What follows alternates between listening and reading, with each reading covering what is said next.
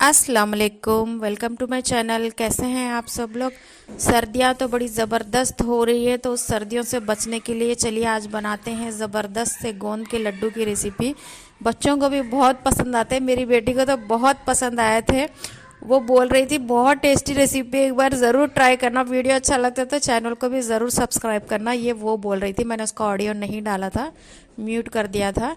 फिर देखिए मज़ेदार से लड्डू बनाएंगे हम लोग, बहुत टेस्टी बनते हैं। विंटर से बचने के लिए भी बहुत अच्छे हैं। हमारे बड़े बूढ़ों के जो घुटनों में हड्डियों में जो दर्द होता है उनको बना के दीजिएगा, बहुत अच्छा रहेगा। उसके लिए एक कटोरी बादाम ले लेंगे, 200 ग्राम ये ले लेंगे, सॉरी गोंद गोंद ज़्यादा रहना चाहिए। एक बड़ी कटोरी भर के हम मखाने ले लेंगे, फिर एक बड़ी कटोरी भर के खोपरा ले लेंगे, उसको अच्छी तरीके से कट कर लेंगे। मखानों को ड्राई रोस्ट कर लेना है हमें, मखानों को ड्राई रोस्ट ही करना है, घी में नहीं तला जाता है। ड्राई रोस्ट करके ठंडे के लिए रख देंगे। उसके बाद हम फिर कढ़ाई में घी डाल करके खोपरों को तल लेंगे, जब तक खोपरा अच्छी तरीके से ब्राउन नहीं हो जाता। देखिए खोपरे को जलाना नहीं है, ना ही कच्चा रखना है। आप लगातार चम्मच चलाते हुए स्लो फ्लेम पे इसको तल लीजिएगा, तो बहुत अच्छा खोपरा आपका तल के निकलेगा। मतलब ये जलेगा नहीं, ना ही कच्चा रहेगा, नहीं तो टेस्ट अच्छा नहीं। अगर कच्चा रहेगा तो टेस्ट अच्छा नहीं आएगा, अगर जल जाएगा तो कड़वा लगेगा आपको लड्डू के अंदर। फिर हमें बादाम को भी ऐसे ही स्लो फ्लेम पे तल लेना है, जब तक बादाम चटकते नहीं, फट फट करके वो फटते नहीं जब तक। देखिए वो फटते ना तो घी बहुत उड़ता है ऊपर, उसका छिलका देखिए इस टाइप से, तो आप थोड़ा ध्यान से उसको तल लीजिएगा। बहुत उड़ता है वो जो छिलके के साथ में हम तलते हैं, तो अच्छी तरीके से बादाम को चटकने तक तल लेंगे। उसके बाद उसको भी निकाल करके ठंडे के लिए रख देंगे हम लोग। अब हम लोगों को क्या करना है, देखिए मैं दिखा रही थी कि इस तरीके से आपको चटकने तक उसको तल लेना है। फिर हमें गोंद को तल लेना है। देखिए गोंद को याद रखिएगा स्लो फ्लेम पे थोड़ा थोड़ा करके डाल के तलना है, गोंद तलने में बहुत टाइम लगता है, तो सब्र से तल लीजिएगा, इत्मीनान से गोंद को स्लो फ्लेम करके, नहीं तो अंदर ऊपर से आपको लगेगा हो गया, अंदर से कच्चा रह जाता है। इसलिए इस तरीके से चम्मच चलाते हुए गोंद का पूरा अच्छी तरीके से ये फूल नहीं जाता, एकदम डबल साइज हो जाना चाहिए गोंद का, तब तक आपको तल लेना है। और थोड़ा सा कलर चेंज हो जाने तक स्लो फ्लेम पे रखना, नहीं तो गोंद भी जल जाएगा। गोंद जल जाएगा तो कड़वा लगेगा बहुत, खाने में बिल्कुल भी अच्छा नहीं लगता है गोंद जल जाता है। तो मैंने तो स्लो फ्लेम पे ही सब्र से एकदम पूरा, मुझे इसको बनाने में 1 से 1.5 घंटा लग गया था फ्रेंड्स, क्योंकि घी इसमें ना गोंद को और आटे को तलने में बहुत टाइम लग जाता है। देखिए मैं पास से दिखा रही थी, पूरा गोंद मैंने देखिए 200 ग्राम फुल एक प्लेट भर के हो गया था। अच्छी तरीके से तल करके उसको ठंडे होने के लिए रख दिया था साइड में।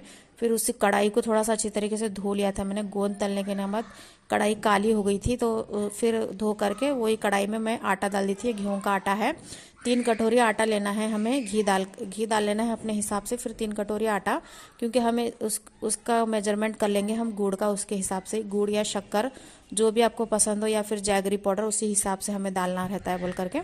इसीलिए मैंने आटा मेजरमेंट करके लिया था, 3 कटोरी लेकर के उसको अच्छी तरीके से पूरा कलर चेंज हो जाने तक इत्मीनान से सुकून से धीरे धीरे घी डालते हुए आपको इसको तल लेना है। देखिए साइड में चाय भी बन रही है मेरी, क्योंकि तलते तलते मैं 5 बजे की लगी थी, शाम के टाइम पे 5 बजे से स्टार्ट किया था, पूरा 6:30 हो गए थे मुझे, 6:30 से ज़्यादा ही हो गए थे लड्डू बनाने तक का।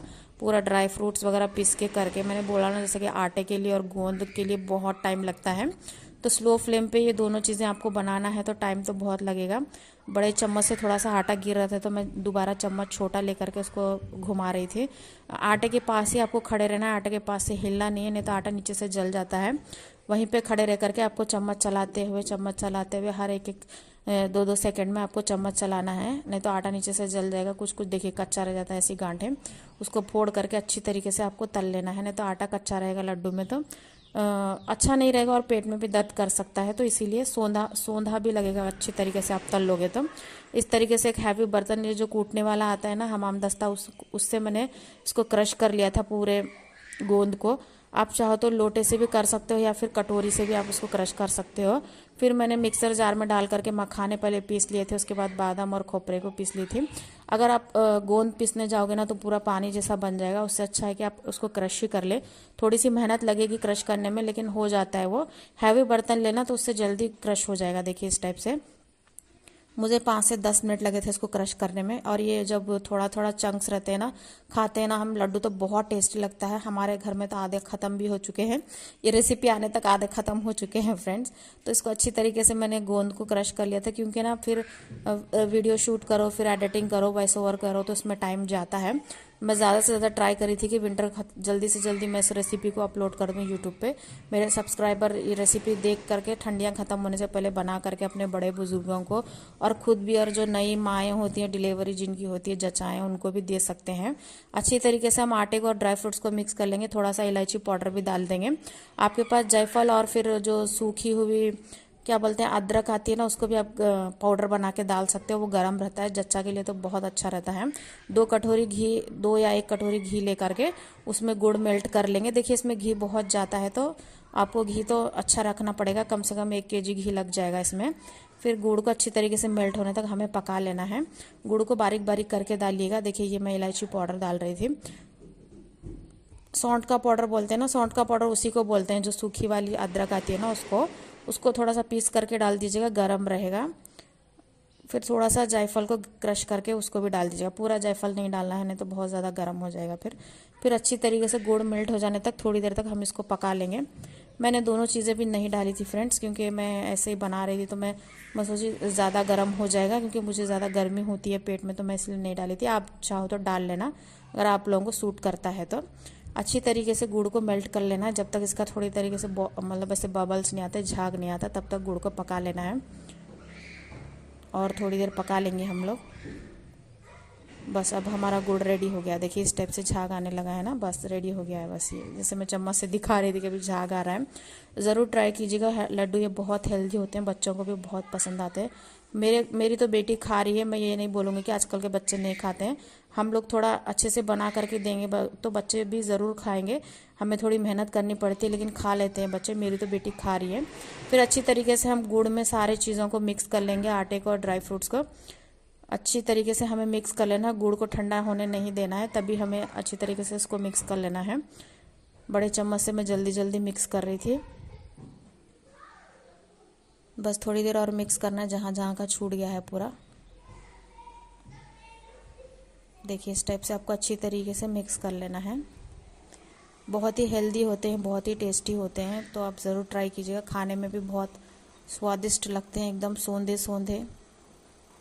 बस रेडी हो गया। अब हम इसके लड्डू बना लेते हैं। मैं बैठ करके बना रही थी, क्योंकि काफ़ी टाइम से किचन में खड़े रह के काम कर रही थी, तो पैरों में दर्द हो गया था। आराम से बैठ करके मैं लड्डू बना रही थी, तो मेरे हस्बैंड भी आ गए थे बीच में हेल्प करने के लिए। बोले चलो मैं तुम्हारी हेल्प करा देता हूँ। वो भी बना रहे थे लड्डू मेरे साथ में। हम दोनों ने मिलके सारे लड्डू को कंप्लीट कर दिया था बना के। मैं अकेली को बहुत टाइम भी लग जाता है, तो इसीलिए उन्होंने भी थोड़ी सी हेल्प कर दी थी। देखिए सारे लड्डू हमारे बन के रेडी हो गए। शेप मैटर नहीं करता। मेरे लड्डुओं का शेप थोड़ा सही नहीं था, वो थोड़े अच्छे से गोल बना रहे थे, तो मेरा शेप थोड़ा सा बिगड़ गया था। आप रेसिपी को ज़रूर ट्राई कीजिएगा। वीडियो अच्छा लगता है तो चैनल को ज़रूर सब्सक्राइब कीजिएगा। बाय फ्रेंड्स, अल्लाह हाफिज़।